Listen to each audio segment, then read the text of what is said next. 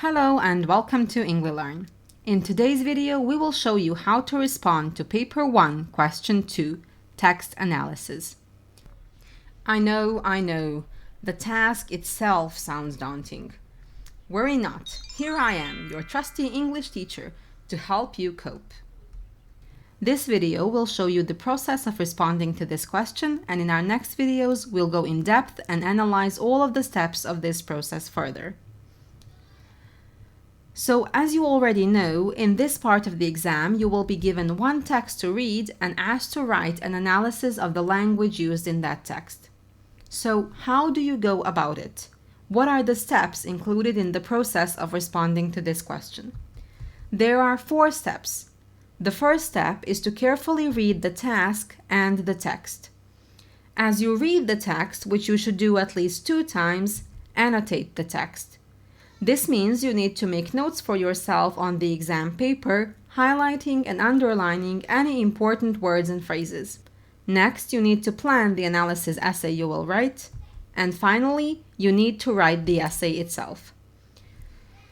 Okay. Lots of information, so let's back up a bit. Let's take a look at each step. Step 1 tells you to read the task and the text. The task will always include the following sentence. Analyze the text focusing on form, structure, and language. We already have a video that explains the task in detail, so feel free to check that out somewhere in the top corner. Here, it's important to note that the command word is analyze. That means you should not focus on what the author wrote, but how and why he wrote it the way he did. Imagine you're analyzing Shakespeare's Romeo and Juliet. We all know the story. A child can tell you the story. This play is not famous because of its content, because of the plot. The plot is very straightforward. They fall in love, their families hate each other, they all die in the end. This plot was familiar in Shakespeare's time too, so he didn't really do anything new by telling that story. So, if a 5-year-old can retell it, and we all know it, why are we still studying, reading, and praising Shakespeare today? Not because of what he wrote, but because of how he wrote it. Because of his word choice, because of his beautiful metaphors and similes, because of the originality and beauty of his language. Therefore, in your analysis, you must make sure not to comment on the content of the passage.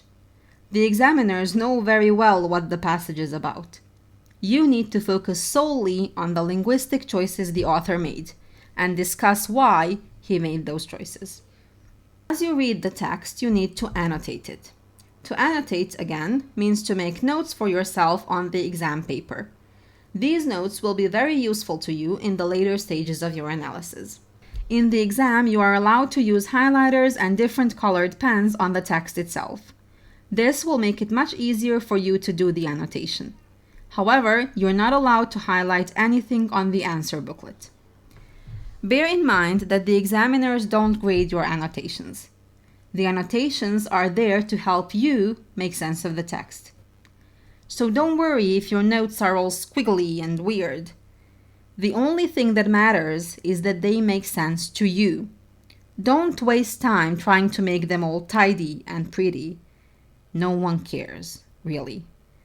All the information you want to convey to the examiners needs to be in your analysis essay. And that should be nice and pretty. So, how do you write the analysis essay? Well, first, you need to plan it. I know. Why on earth would I say such a thing? Doesn't planning sound like a big waste of time and you really don't have much time in this exam? Why do I insist on this? Bear with me. Imagine this scenario. You want to build a house. No, wrong metaphor. You're not trying to get a D, you're trying to get an A. So let's go big. You will build a mansion with 35 bedrooms and 10 walk-in closets and a secret basement. In your head, you have an approximate idea of what a house looks like, so you just start building. How hard can it be? what do you think the outcome will be? Will your house end up looking like this or like this? It's a pretty safe bet to say that without a plan, you're doomed to fail. Planning isn't a waste of time. It's an investment. If you don't plan what you're going to write, your essay, just like the metaphorical mansion, will come crashing down. So again, why am I insisting so much on this? 2 reasons. Number 1, planning helps you organize your thoughts and make sense of the annotations and notes you've made. Number 2, planning helps the examiner better understand your thoughts. Examiners are not mind readers, you know.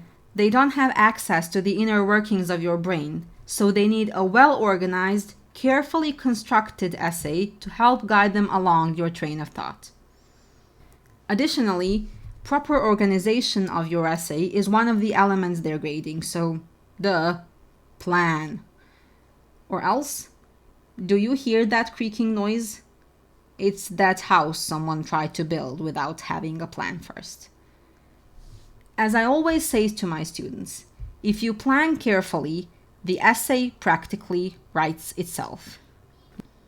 Yes, let that sink in. If you plan carefully, the essay writes itself. Well, metaphorically speaking, you will have to actually write it. But I promise it will be so much easier than it would be without a plan. Now on to the writing. First of all, without even getting into the actual contents of your writing, you need to write in paragraphs, and those paragraphs need to be somehow logically organized. In one of our next videos, I'll show you one method of organizing your ideas, but of course there is a bunch of different ways you can go about it. However you do it, make sure not to waste time stating the obvious. Avoid including information that is clearly spelled out in the task. The examiners already know the information. They wrote it. Instead, try to give new information with every new sentence you write. In terms of your style, don't think that just because you're writing an English essay, you need to be poetic and use flowery language filled with metaphors and similes. You are not Shakespeare. Save that for other parts of the exam. This question calls for an analysis essay, so your style of writing should be objective, matter-of-fact, straightforward. You should, of course, still use formal language and proper complex vocabulary and sentence structure. Just make sure you stay on the right track. In our next videos, I'll take you step by step through analyzing an example text with tips and tricks to help you do your best. Make sure you subscribe and click the bell button to be the first one to know when that next video pops up. Happy exam season, everyone!